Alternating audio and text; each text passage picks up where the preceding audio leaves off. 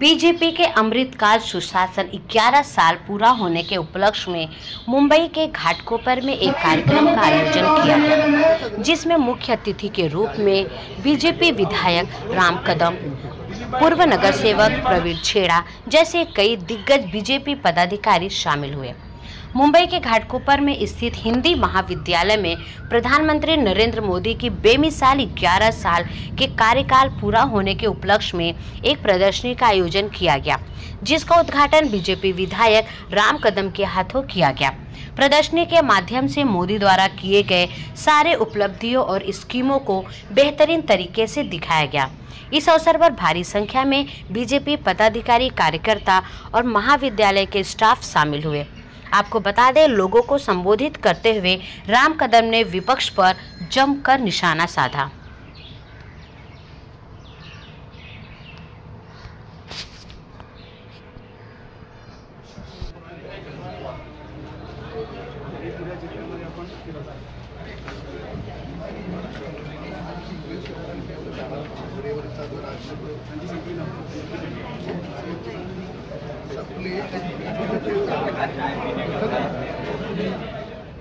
अकरा वर्ष झाली।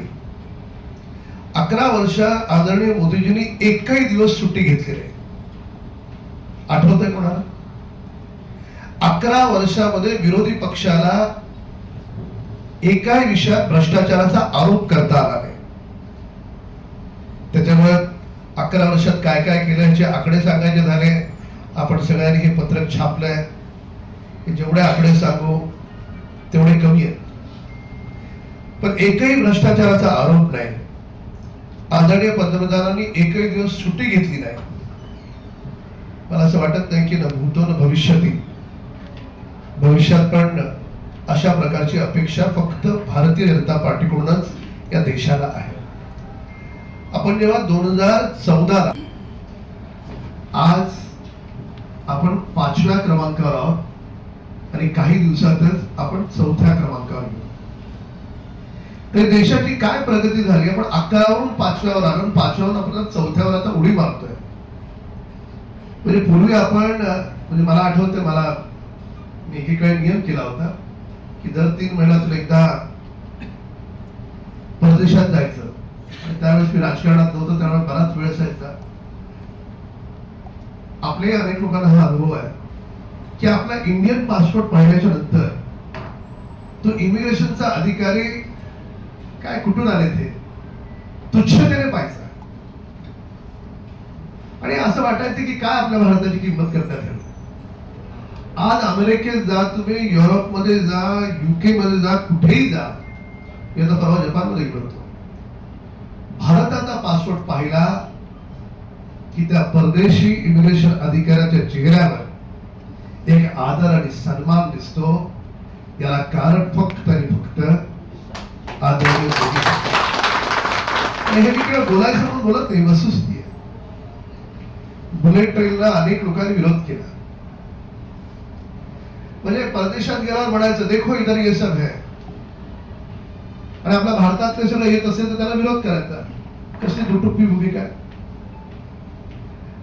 जर समजा मला इथून दिल्लीला घाटकोपर से एयरपोर्ट पहुंचने को लगेगा 45 मिनट्स, 1 घंटे पहले जाना होगा, हो गए 1.25 घंटे, हवाई जहाज का 2 घंटा, फिर वहां से उतरने के बाद टैक्सी में बैठने तक और 45 मिनट्स, यानी कुल मिलाकर के घाटकोपर से दिल्ली का सफर यदि आप हवाई जहाज से भी जाओ तो 6 घंटे का है। जपान मध्ये जर तुम्ही असाल तर जपान मध्ये विमानाची गोष्ट सोडा, बुलेट ट्रेननी तुम्ही 3 तासात मुंबई दिल्ली जाऊ शकता। आणि त्या जपान सारखी बुलेट ट्रेनचं स्वप्न आज माझ्या भारत देशात साकार होत आहे। याला देखील कारण फक्त आणि फक्त आदरणीय मोदी. म्हणजे इथून कोल्हापूरला जायचं असेल तर मुंबईतून कोल्हापूरला माणूस फक्त 1.5 तासात जाईल. कशामुळे? Bullet train. मुंबई अहमदाबाद हा प्रयोग आहे. आता आपण दिल्ली आणि जयपूर आपण लूप करतोय. आता ट्रेनचा स्पीड आहे 1000 किलोमीटर पर आवर. जपानमध्ये ते जी ट्रेन चालवतात ते 285 किलोमीटर पर तास हा स्पीड आहे. आता ते 561 किलोमीटर पर तास अशा प्रकारची ट्रेन ते इंट्रोड्यूस करतात. म्हणजे इथून दिल्लीला जर जायचं असेल तर ट्रेननी फक्त तुम्हाला 1.5 तास दिल्लीचं अंतर कापेल. जग एका दिशेला एवढी प्रगती करत आहे. खरंच मनाला विचार, हे नतद्रष्ट भ्रष्टाचारी काँग्रेसवाले असते तर आपल्या भारताला हे सोन्याचे दिवस पाहता आले असते नाही. आणि मोदीजींची किमया बघा, बुलेट ट्रेन येते पण भारताचा पैसा लागत नाही. पैसा जपान गव्हर्नमेंट लावत आहे. आणि त्या 1 लाख कोटी रुपयाच्या किमतीत आपण त्याला व्याज पण कधी देणार आहोत, पैसे कधी देणार आहोत? 15 वर्षाच्या नंतर. आज वहां पे 18,000 किलोमीटर ट्रैक बुलेट ट्रेन के और लगभग 700 से ज्यादा बुलेट ट्रेन है. ती बुलेट ट्रेन एवढी सुंदर आहे ना, तेवढी सुंदर आपली वंदे भारत आहे. आपल्याकडे 142 वंदे भारत आल्या आणि जवळपास 400 टोटल येणार आहे. आपण पूर्वी रडगाणी गायचो की आपल्याकडे एस्केलेटर नाही. आता हळूहळू सगळे प्लेटफॉर्म एस्केलेटर झाले. बीच में अश्विनी वैष्णव जी मिले थे और अश्विनी वैष्णव जी बता रहे थे कि पूरा छत्रपति शिवाजी टर्मिनस, ज्याला आपण पूर्वी मिठी म्हणायचो, ते 6,000 कोटी रुपए खर्च करून आपण डेव्हलप करतोय. और मेरी उनसे बात हो रही थी, मुझे कहा कि राम कदम जी, ऐसा इतने ट्रेन ऑपरेशंस में है और ऑपरेशंस में इतनी ट्रेन होने के बाद ये स्टेशन बनाने को दुनिया में कहीं पर भी जाओ तो कम से कम 8 से 10 साल लगेंगे. अश्विनी जी, हमारी सरकार कितने साल में बना रही? त्याचं उत्तर होतं, हमारी सरकार केवल 3.5 साल में बना. त्याच्यामुळे सगळ्याच क्षेत्रात आपली प्रगती झाली आहे. पुढे आपल्याला कोणी लंडनला गेलं तर लंडनला तुम्ही एअरपोर्टला उतराल ना, तुम्ही कॉलर टाईट करून सांगाल की माझ्या भारतातलं एअरपोर्ट लंडन पेक्षा चांगलं आहे. म्हणजे ज्या इंग्रजांनी तुमच्या आमच्यावर 150 वर्ष राज्य केलं, आम्हाला लुटलं, मोदींच्या काळात त्यांना लाज वाटते, त्याला उदाहरण द्यावं लागतं. India is the country which is progressive. 80 कोटी लोकांना मोफत धान्य, छोटी गोष्ट आहे. 81 कोटी लोकांना काम सगळ्या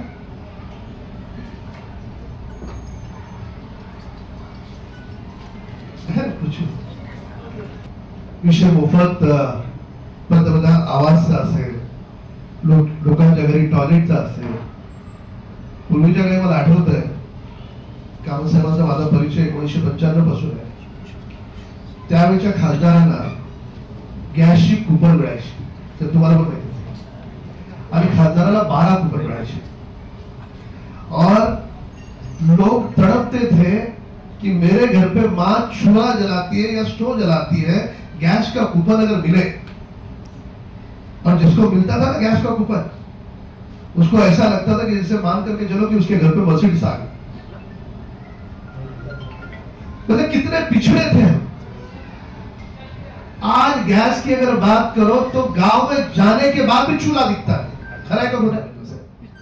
साहेब पण हसले, साहेब पडायला नाम खरोखर बोल. आता देवेंद्रजींचा एक स्वभाव आहे, ते नेहमी खरं बोलतात, कधीच खोटं बोलत नाही. तर एकदा पत्रकारांशी आमच्याने गप्पा मारताना आदरणीय देवेंद्रजींनी सांगितलं की रामचं मोदीजी कौतुक करतो. तिकडे कोविडच्या काळात दररोज सकाळी काही ना काही उद्धव ठाकरेंना असं जोडायचो, कुठला कुठला विषय काढून त्याच्या पाठीमागे मी किरीटबाई लागलेलो असायचो. ते गरजेचं पडतं.